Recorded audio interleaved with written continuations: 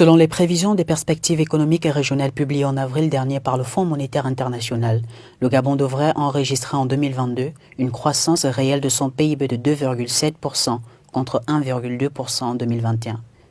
Cette significative embellie sera portée par la reprise de l'économie mondiale. Après 2 années difficiles marquées par la pandémie de coronavirus, le Gabon devrait renouer avec la reprise économique en 2022, selon les projections faites par le Fonds monétaire international dans son dernier rapport des perspectives économiques régionales, paru en avril dernier. La croissance du pays devrait repartir à la hausse de 1,5 point de pourcentage pour s'établir à 2,7% au cours de l'année à venir. Un signe positif après la période de récession que le Gabon a subie en 2020 sous l'effet de la crise mondiale du coronavirus.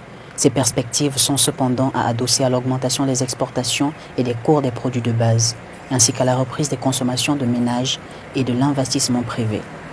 Même si, selon les projections du FMI, dans bon nombre de pays, le revenu par habitant ne renouera pas avec les niveaux intérieurs à la crise avant 2025.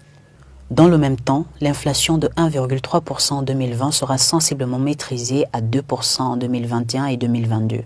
Par ailleurs, l'augmentation de la masse monétaire de 29,7% en 2022 contre 27,5% est tout aussi de nature à confronter ces perspectives.